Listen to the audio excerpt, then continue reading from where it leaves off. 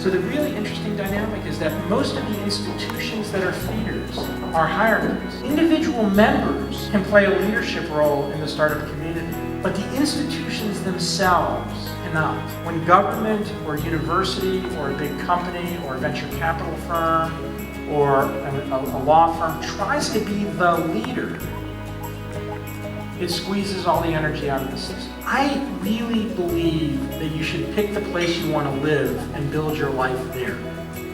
So it's a very, very fundamental part of my own belief system. Many of those things had changed. Boulder was now viewed as a nationally recognized startup hub on a per capita basis, again, 100,000 people. Even by 2010, certainly by today, it was the highest per capita concentration of entrepreneurs plus people involved in startups.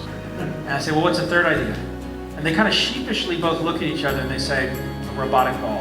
And then, like, Adam just bursts out of his fucking skin. It's a ball, like we all have balls. We love to play with the, like, roll them on the floor and throw them at each other and do stuff with it. But you control it with your iPhone and you can roll it around with your iPhone. And I'm like, so tell me again why you're having trouble deciding what to do.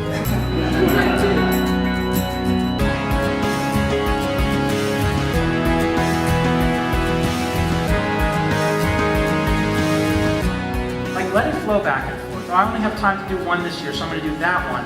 But next year, I'll do that one. Let that kind of dynamic flow around. It's also good for you because it's good for everybody in the system, but it's especially good for the person that's moving around because of this creative dynamic. You get exposed to new ideas. You don't get stuck in the same rigid thing. In the book, I give about 20 examples of different kinds of activities like this. Again, any one of them is not enough. It's having them happening all the time. It's having everybody involved be completely inclusive of anyone who wants to engage. And let me define it before you get it by separating two categories of people, an advisor and a mentor. And both advisors and mentors have a role in the world. But here's how they're different. An advisor says, I'll help you if you give me 1% of your company. Or I'll help you if you pay me a $5,000 a month retainer. A mentor says, how can I help you? A mentor has no expectation of what they're going to get out of the relationship. And in fact, the best mentor-mentee relationships are the ones where the mentor will say, and I can say this about many people I've been a mentor to, I've learned more from the people I mentored than they learned from me.